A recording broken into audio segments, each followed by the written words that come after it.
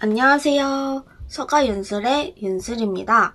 오늘은 라이프 오브 파이, 파이 이야기에 대해 이야기해 보겠습니다. 저는 지난주에 책, 연극, 영화 이 세 가지 매체를 모두 보았는데요. 개인적으로는 가장 비싼 연극보다 책이 제일 좋았어요. 세 매체의 공통점과 차이점을 얘기해 본 뒤 개인적으로 왜 가장 비쌌던 연극이 가장 마음에 남지 않았는지 얘기해 보려고 합니다. 일단 공통점을 얘기해 볼게요. 첫 번째 공통점은 이 파이 이야기라는 책이 원작이라서 커다란 줄거리는 같습니다. 줄거리를 소개하면요. 인도에서 파이의 가족은 동물원을 운영하고 있어요. 파이는 특이하게 종교를 힌두교, 기독교, 이슬람교 세 가지를 믿고 있어요. 이유는 신을 사랑하기 때문이라고 해요.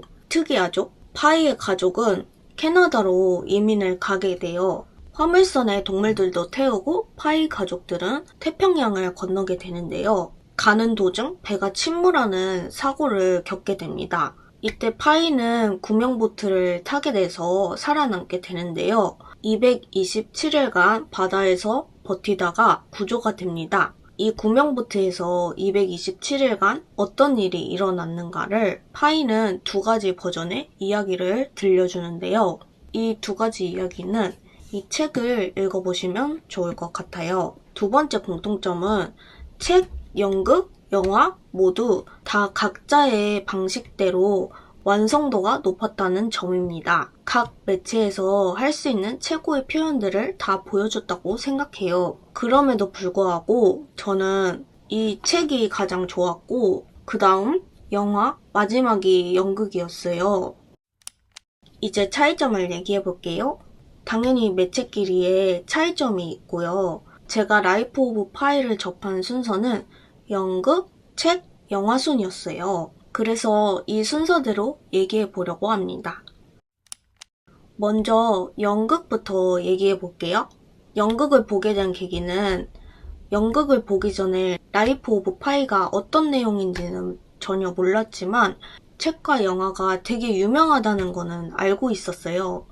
그러다가 최근 엄청 핫해지신 박정민 배우가 연극을 하신다고 해서 호기심이 생겨가지고 연극을 보고 싶다는 생각을 하게 됐어요. 그래서 당연히 저는 박정민님 회차를 보고 싶었는데요. 박정민님 회차는 매진된 회차가 많고 남아있는 공연은 다 뒤쪽에만 자리가 남아있는 거예요. 박정민님의 회차는 티켓팅이 정말 치열했어요. 근데 제가 생각하기에는 연극은 연기를 보러 가는 건데 맨 뒤에서 조그맣게 보는 거는 좀 싫더라고요. 그래서 저는 박강현님 회차를 보고 왔습니다. 연극을 본 소감을 얘기해 볼게요. 먼저 이 연극은 다양한 무대 장치와 조명, 퍼펫을 활용해서 볼거리가 많아서 눈이 즐거운 연극이었어요. 저는 퍼펫을 활용한 연극은 처음 접해가지고 너무 색다르고 창의적이라는 생각이 들었어요. 배우들의 몸의 움직임과 동선이 시선을 사로잡았고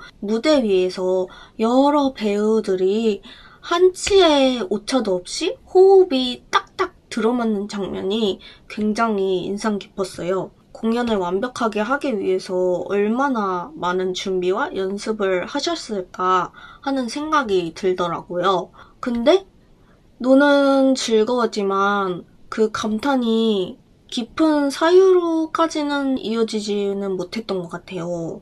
연극을 보고 나서 인간은 자신에게 의미 있는 이야기를 선택한다 라는 단순한 해석밖에는 하지 못했거든요. 왜 이렇게 됐을까 생각해 보면은 제 생각에는 공연이 계속 빠르게 진행이 되고 시각적인 이미지가 너무 크게 다가와서 그거에 반응이 쏠려가지고 깊은 사유로까지 이어지지 못한 것 같아요. 이 연극이 14만원? 14만원? 14만원. 물론 라이선스 비용도 있을 거고 무대 규모를 봐서 14만 원이라는 게 맞는 것 같은데 자꾸 인지 부조화가 오더라고요. 분명 재밌었고 무대와 배우들의 완성도가 높았는데 감동의 밀도가 14만 원의 가격과 맞닿아 있는지는 잘 모르겠더라고요.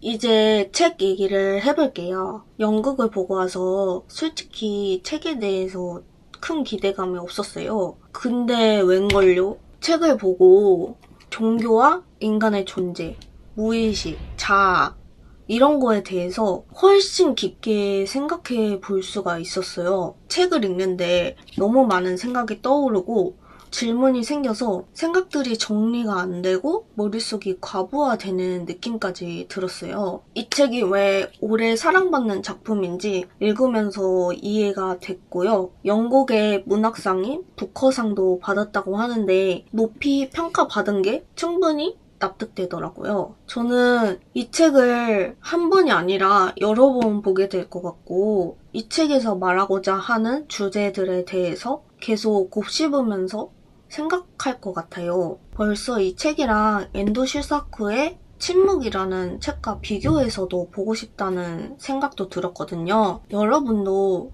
종교, 인간의 존재, 무의식, 자아 이런 거에 관심이 많으시다면 이 책을 꼭 읽어보셨으면 좋겠습니다. 마지막으로 영화 얘기를 해볼게요. 영화도 보고 싶어서 저는 유튜브로 구매를 해서 영화를 봤습니다. 근데 유튜브로 영화를 구매하면 단점이 해상도가 낮더라고요.